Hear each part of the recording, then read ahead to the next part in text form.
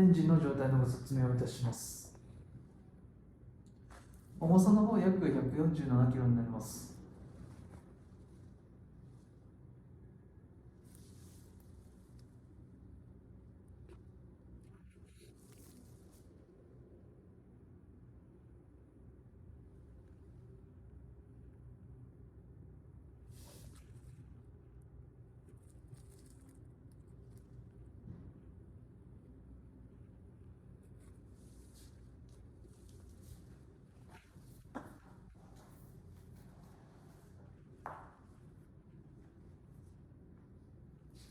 圧縮の方になりますが、特に大きくばらついている箇所はありません。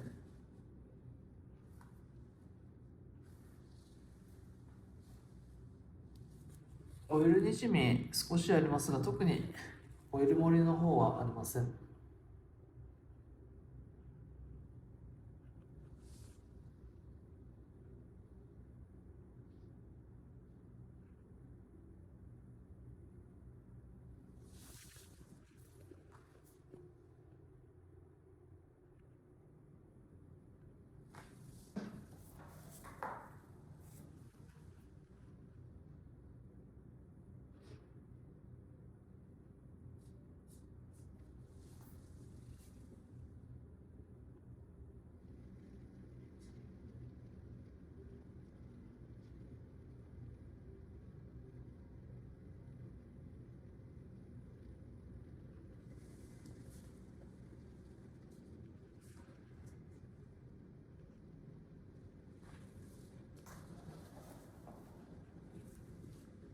こちらの圧縮の方は特にばらつきありません。